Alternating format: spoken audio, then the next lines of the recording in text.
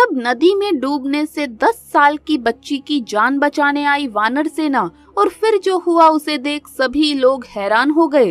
दोस्तों कहते हैं जो भक्त कलयुग में हनुमान जी को सच्चे मन से पुकारता है तो स्वयं हनुमान जी उसकी मदद करने के लिए किसी न किसी रूप में दौड़े चले आते हैं और इसका जीता जागता उदाहरण है आज की ये खास वीडियो। यदि दोस्तों आप भी हनुमान जी को मानते हैं तो नीचे कमेंट बॉक्स में सबसे पहले जय श्री राम जरूर लिखिए। ये तो सब जानते हैं कि हनुमान जी का दूसरा रूप धरती पर वानर को माना जाता है। लोग आज भी बंदरों को हनुमान जी के रूप में पूजते हैं और उनकी सेवा करते हैं। ऐसा ही कुछ हुआ उत्तर प्रदेश के छोटे से गांव में, जहां पर बंदरों को भगवान के रूप में पूजा जाता है। दरअसल सालों पहले इस गांव में एक ऐसी घटना घटी जिसके बाद यहाँ पर बंदरों को भगवान के रूप में पूजा जाने लगा। जी हाँ दोस्तों, यहाँ पर एक प्राचीन हनुमान जी का मंदिर है जहाँ पर बंदरों का जमावड़ा लगा रहता है। कई संख्या में बंदर मंदिर के ऊपर और आसपास के पेड़ों पर लदे रहते हैं। बताया जाता है कि इस मंदिर के पास एक नदी बहती है। मान्यता है कि जो भी भक्त इस नदी में स्नान करता है तो उसके सभी रोग और दुख कष्ट दूर हो जाते हैं। दोस्तों इसी गांव में हरिया नाम का एक व्यक्ति अपनी पत्नी और 10 साल की बच्ची लक्ष्मी के साथ रहता था। हरिया जब 9 साल का था तो वो हनुमान जी का परम भक्त बन गया था।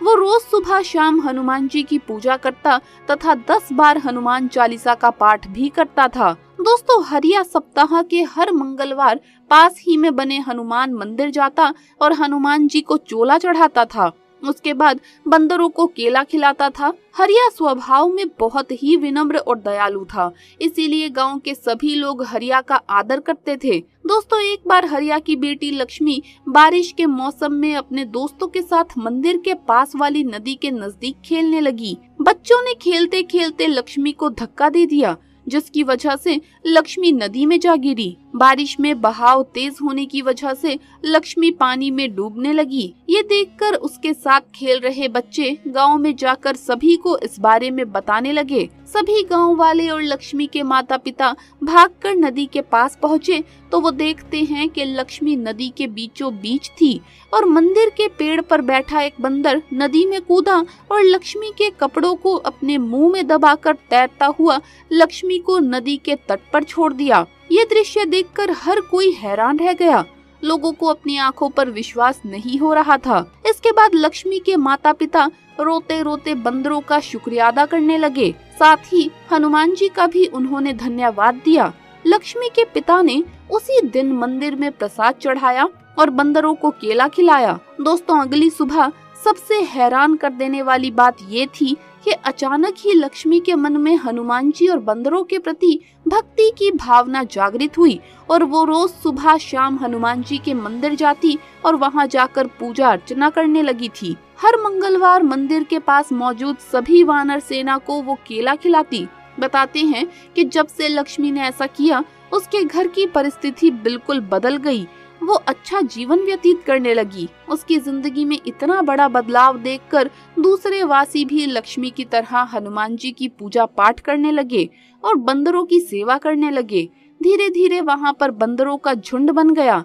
तब से ही उन बंदरों को हनुमान जी के रूप में पूजा जाता है। इतना ही नहीं, वो बंदर आज भी गाँव वालों की मदद करते हैं। तो दोस्तों इसी बात पर सच्ची श्रद्धा से कमेंट्स में जरूर लिखे जय श्री राम, जय बजरंगबली। दोस्तों अभी तक आपने एक नागिन को ही अपने नाक के मरने का बदला लेते हुए देखा होगा, क्योंकि कहा जाता है कि नागिन एक क्षण भी अपने नाक के बिना नहीं रह पाती। नाग की मौत के बाद नागिन नाग का बदला लेती है और फिर बाद में खुद मर जाती है। परंतु ग्वालियर के एक गांव में एक अनोखी सी सच्ची घटना सामने आई, जहां एक नाग के ऊपर ट्रक चढ़ने की वजह से उसकी मौत हो गई और फिर उसकी प्रेमिका नागिन ने जो गांव वालों के साथ किया उसे जिसने भी सुना डर से कांप गया।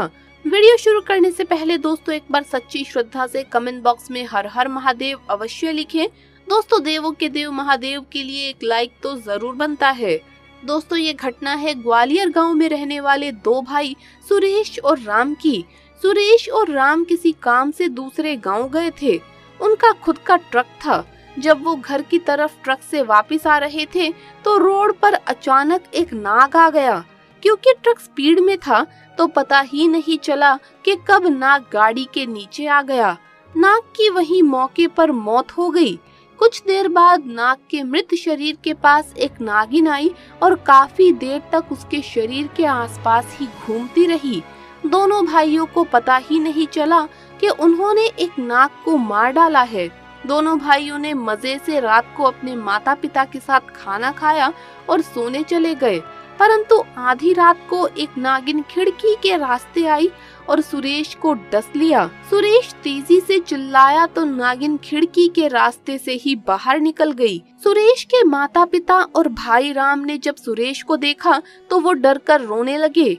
सुरेश का पूरा शरीर नीला था और मुंह में से झाग निकल रहा था।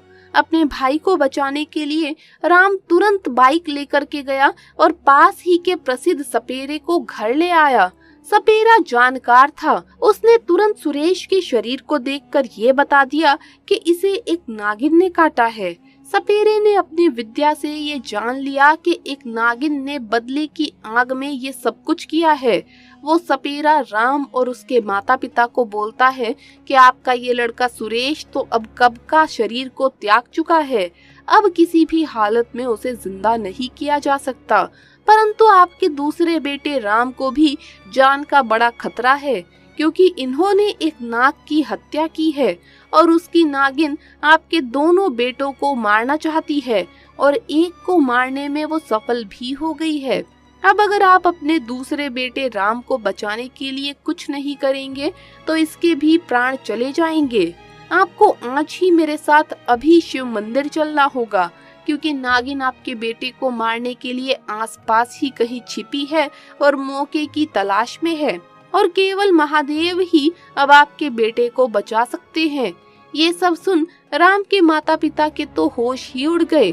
अभी एक जवान बेटा मरा और दूसरे बेटे के प्राणों का खतरा। उन्होंने वैसा ही किया जैसा उस सपेरे ने कहा।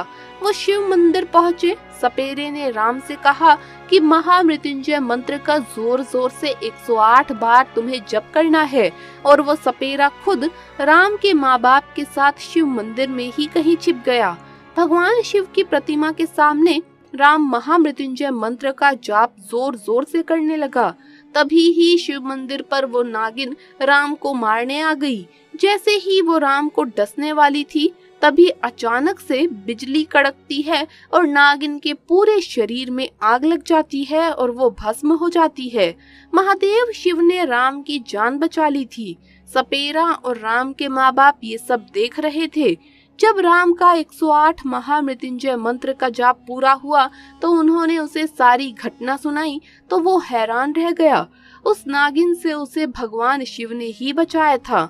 सभी ने महादेव को प्रणाम किया और राम को एक सबक भी मिल गया कि गाड़ी चलाते समय हमें सावधान जरूर रहना चाहिए, कहीं हमारी लापरवाही की वजह से किसी बेजुबान मासूम की जान न चली जाए। तो दोस्तों, इसी बात पर सच्ची श्रद्धा से कमेंट्स में जरूर लिखें हर हर महादेव। वीडियो अगर अच्छा लगा हो तो इसे लाइक करें, अपने दोस्तों के साथ शेयर करें, और अगर आपने अभी तक चैनल को सब्सक्राइब नहीं किया है तो सब्सक्राइब करके बेल आइकन जरूर प्रेस कर ले। जल्द मुलाकात होगी अगली वीडियो में। हर हर महादेव, जय महाकाल।